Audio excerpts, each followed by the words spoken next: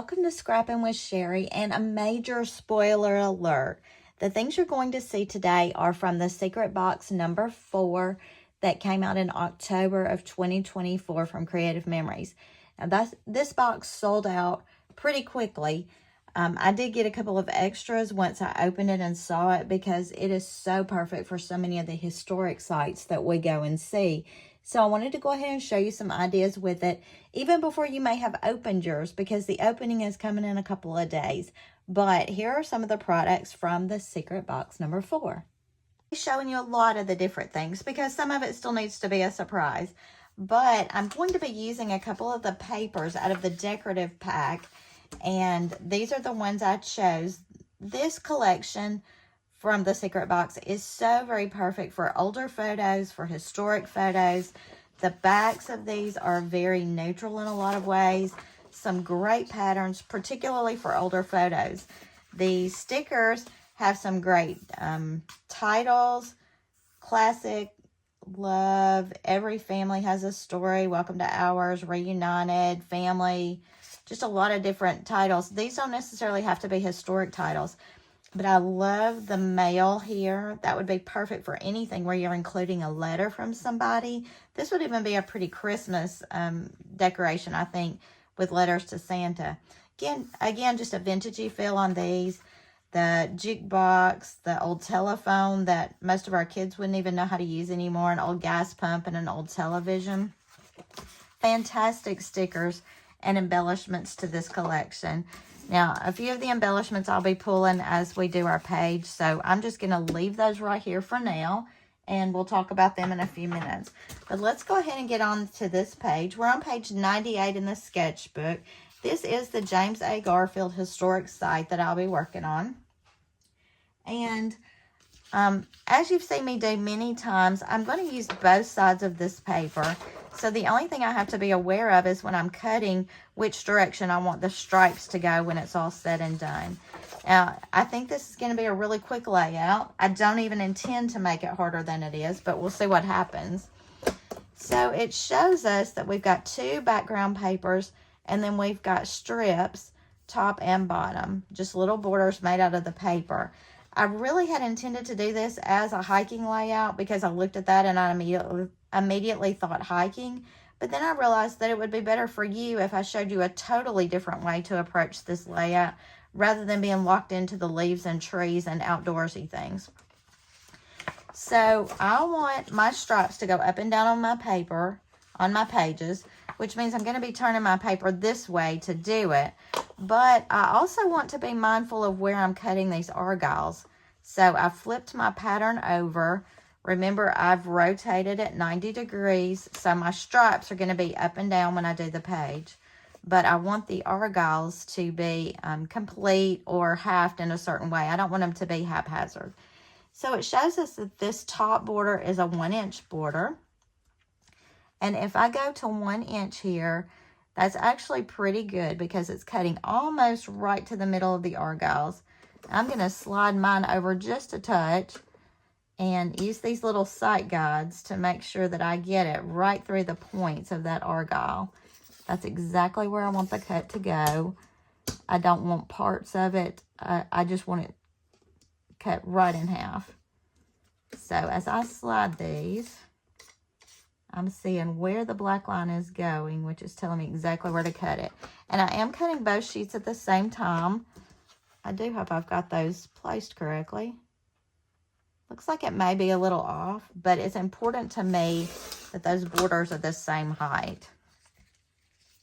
Looks pretty good. A little bit off, but not a big deal. All right, and then the border on the bottom is a 5/8 border. Now, 5/8 is a half plus 2 more tiny tigs. And I'm not as picky about where that one is going. It's just going to be a really small border on the bottom. But I did think in looking at it, what if I just do a little half argyle there? Because I'm not even going to have stickers to cover anything up.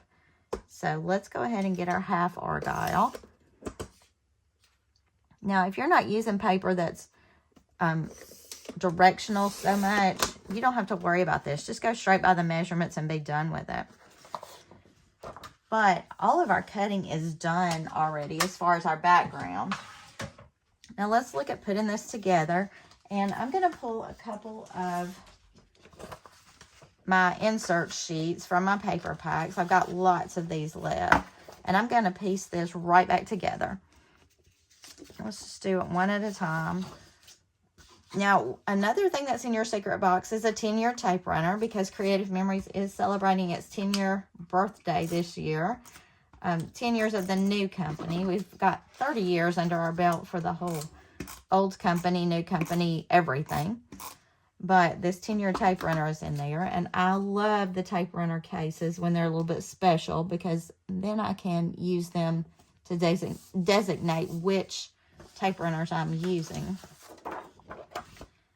Now this one I'm going to turn so that the stripes are going to show.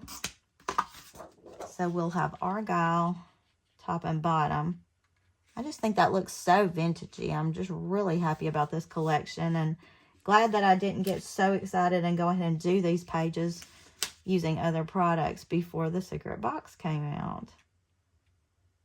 Noreen had asked at when we were in Mexico what we would like to see, and I said, well, my husband and I visit a ton of museums. I need some older vintagey things. And she said, just wait, I think they're coming. She was right. Now you can see my cover sheet is a little off because I'm getting some white edge over there that I'm going to have to trim off. So I'm going to line it up on this edge because I know that this edge is working. Okay, and then I'll just trim that edge in a minute. Now let's go back and do this side. And I'm laying it this way to make sure that I kind of match everything up here. Now remember, I had a little excess here. Doesn't quite get the whole diamond there, but I feel like that's going to be close enough, especially when the page has the staples in the middle, and these won't be right up against one another. Little off, but I sure don't want to waste paper by trying to cut it over and over again. If you're a perfectionist, that's probably going to bother you, and I am so sorry. Just close your eyes.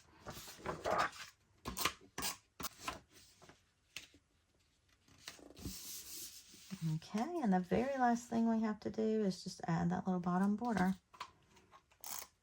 And once again, as I was laying that down, I was noticing that my border is going to go off the bottom of this page just a little bit because it's not sized exactly right, but that's okay. And a little white edge here that we'll trim off. So we've got those two done. Those are our backgrounds. The only other thing that they've really added on initially is a border right along that. And I wanted to pull some border stickers for that. This would also be a great place to use your border maker cartridges, a border punch. But I'm going to go with the browns and keeping with those brown designs here. Now remember, this edge is what I'm going to have to cut off a little bit. So I'm going to start laying this border right here. So if I do cut that edge off, I'm not going to cut off part of my border at the same time. And I'm just putting this right along the bottom of that argyle strip. And then I'll do the same thing here.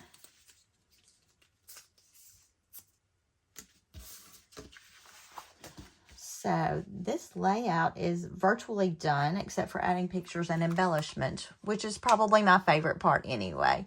So let's see what we've got as far as the pictures go. Now you remember I am developing my own pictures this year. So I was able to develop my pictures to fit this layout perfectly. And I'll show you the sketch in just a second. But these boxes came in this secret box. And I really like the look of them. I liked throwing a little bit of green in here. And I will need to pull some green to that side. Now let me show you the way the sketch had these laid out and then show you what I'm doing. The sketch actually had a pre-designed box here, I think. And instead of using the 1, 2, 3 this way, I used 2 this way. And then I matted 2 together on my printer as well. And then I did 1. They called for a 3.5 by 5. I left this one a 4 by 6 with the white mat around it because I love this window, the effect you see there. I didn't get a good picture of that window, but it was a beautiful stained glass window. And then here, they've done 2 5x3.5 photos with a 4x6. And I developed 4 pictures on those 2 little spaces. And I am going to mat those just to draw all this together. Now, I'm really pleased with the look of this. It shows the house. It shows the information outside telling that this was his house. This is where his wife greeted guests, his office, a portrait his wife had done for him. This is the china they used in the White House. And their mantle was where his wife and children decorated these little tiles to go around it. They were artists and did a great job. This was the way they had power into the house. This was a piecing that someone made for him. I'll have to look up that information, but it was very impressive. Gifts that he had gotten from people all over the world. This was a wreath that one of the queens sent when he passed away, and a vault. This was a huge vault with some of his most famous writings and things inside the vault. So it really covers the basic history of the house. I didn't put pictures of all the bedrooms in there.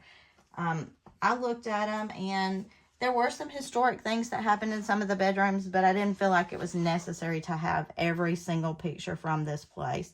And because I had not pre-developed these, I didn't have all those extras to worry about wasting. So this wood grain is also from the secret box.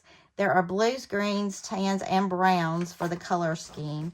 And we've got just the solid, we've got the wood grain, and the wood grain in all those colors. So I know this secret box is going to be perfect for so many of my outdoorsy photos just because of the colors that are in it. And I'm sorry if you missed out on it because it's a great one. I actually went ahead and bought a few extras because I knew I would be wanting more of this paper and the stickers and embellishments. So I bought some extra for myself. That's not quite going to fit. We'll save that for down the road. Those sizings are pretty close. Just trying to conserve this lovely wood paper because it's pretty. I don't know how you feel about the wood grain papers, but I just think they're so versatile, particularly for outdoor or historic photos, because so many things were made with wood, historically speaking, but then in the outdoors, it's just, it looks very natural, so it's fun to use. And that's actually going on the opposite page. See if we can get these on these little pieces we've got left. And we are in business. So to do this whole layout, I've used 2 of the designer papers and then most of one of the tonal papers. So 3 pages. We'll go ahead and stick these pictures on and then do our arranging and embellishing, and we'll be finished. Now, several of you have commented that you really like the white mats with another color behind it because it gives you the effect of double matting without all the time involvement. I would agree on that. I think the effects are really nice. I think it makes the pages look a lot, I don't know, richer maybe. That might be the right word. Just that double matting. I was at a weekend retreat in October with some friends, and they watched the YouTube channel, and they were commenting on some of the words I use, and they were laughing about the fact that this is my white matte phase in life. I'll probably get over it. One of them said, "Oh, I need to mat all this in navy, right?" And I said, "I don't know, it's the white matte phase." And my friend Hillary said, "Yeah, you know she's matting in white now." We had a good time. They kind of gave me a hard time, but gave me some really good ideas for some upcoming episodes. So you'll be hearing from my friends' ideas before long. All right, so we've got all that. Next, it's just a matter of sticking these little photos in. This is a major problem for a lot of people, is deciding how to put your photos in these pre-designed boxes. I managed to keep my photos just a touch larger than the box. And I did that because I measured the box before I printed the photos. That makes this part a lot easier for me. And I just laid the photo down and I'm sticking it on.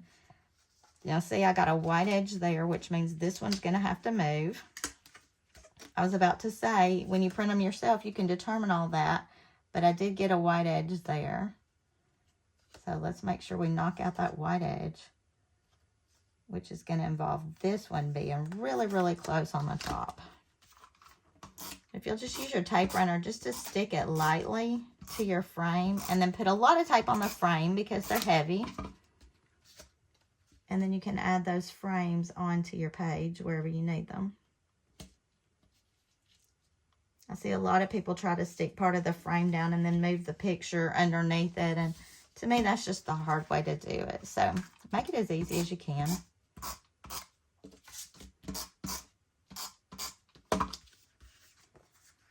I was just thinking, I think I work faster when I get near the end of the page because I know the embellishments are coming, and I just so enjoy doing that.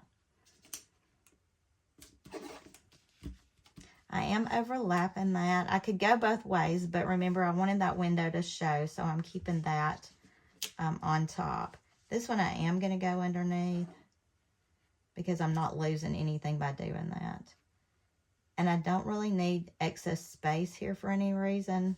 I think it's pretty obvious that that's the house. So I didn't really feel like I need journaling space here. And then let's add this one to the frame and put those down. And then we'll see where we are on our sketch. And in looking at the sketch, I'm just going to check this. They went pretty far down here and then added embellishment here and embellishments here. I'm okay with doing that because it doesn't really matter on this particular thing where I have space. Remember, the sketches are to give you a jumping point, a starting point, if you want to think about things, but you don't have to copy them exactly, as evidenced by the fact that I developed my pictures 2 per sheet, so I could get a lot more photos on here. And I do like the look. All right, and I really like the green here. I think that really just sets everything off, having some green in there. And because we've got another outdoor photo here, I'm really going to try to pull some green to this side as well to make those pages go together a little bit better. So let's pull back out our stickers and embellishments and see where we're going. Catch your sketch again. Look at it again real quickly because they have embellishments all over the place here. I'm not sure if I'll put that many, but we probably have some really good ones to choose from. So one thing I was thinking is that I want something here to tell about what this was and what this was. And for that, I feel like these little boxes are fantastic. So if I slide one of those there, it's covering up a little bit of my picture. Not so much that it's taken away too much, I don't think. I was looking to see because I've got to have some greenery on this side, and I know that, just to tie everything together.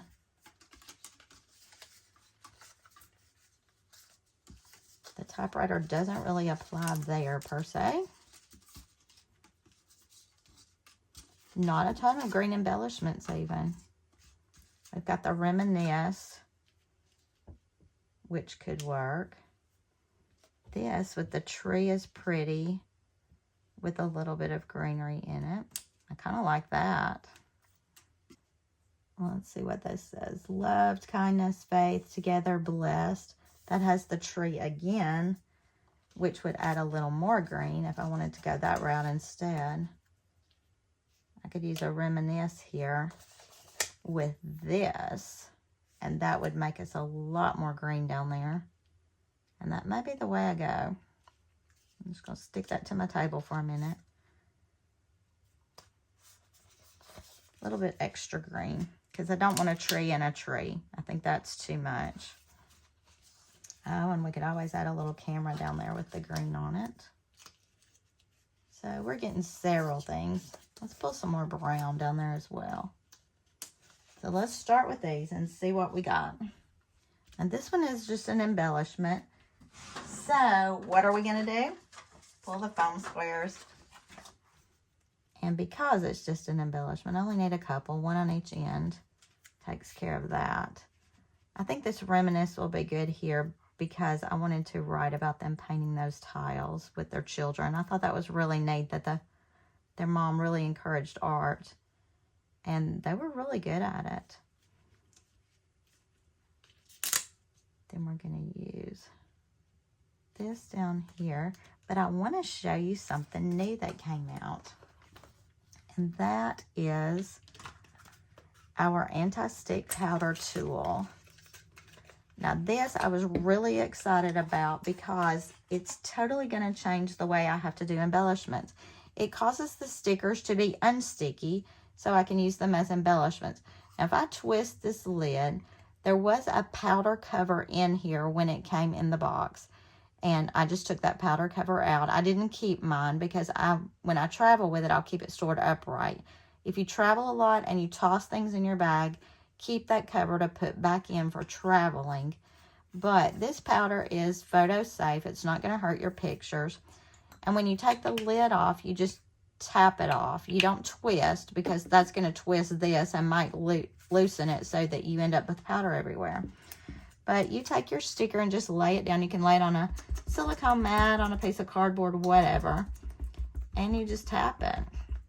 And the great thing about it is that wipes off pretty easily, but it makes the back of this non-sticky, which means instead of using 3 or 4 foam squares on the back of that, as I would a sticker typically, I'm back to 1 foam square. And that makes me thrilled. I think that is so exciting. So, lay your sticker down, tap with your anti-sticking tool, and you can feel when it's not sticky anymore. I've heard people ask, okay, so can we just put baby powder in this? Baby powder is not photo safe, so I don't think you'd want to be using that in your albums. And at this point in time, there's not a plan to make refills for it. Unfortunately, I think these also sold out. Things are going fast right now, but I think it was probably a test market to see how much we loved it, and hopefully they'll come back in the future. This, again, I bought several of because I was so excited about it, and I knew it's something that I would use personally. I'm going to slide that brown in there just to cut up the greens a little. Let me put that in there and then put the green one down because I don't want to cover up my words. And in doing that, I was able to pull this green from here across to here, and that's what I wanted. That was my goal there. I am going to do some journaling here, but let's see if we want something up here. I don't feel like there's a lot of extra embellishments I would like to use there. This is the office, which is pretty cool. So maybe we need to go back to those embellishments and see about the letters. Pretty sure. Well, that's kind of nice. That makes me think about the office. There's also this windmill here, so that's kind of fun. There's the letters. That would bring in a little bit more green as well. So I could cluster those together or just do the letters here or here. I think I'm going with the letters right there.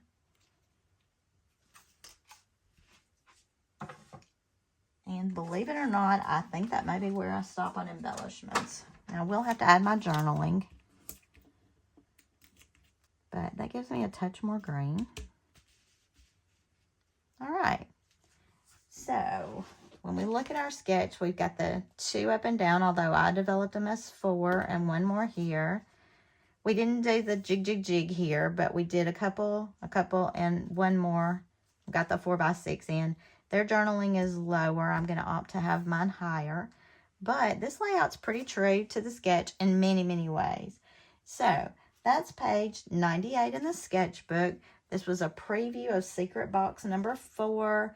If you didn't get it, they're not available through Creative Memories anymore. So you'll have to contact an advisor and hope that he or she bought some extras for you. But until I see you next time, Happy scrapping!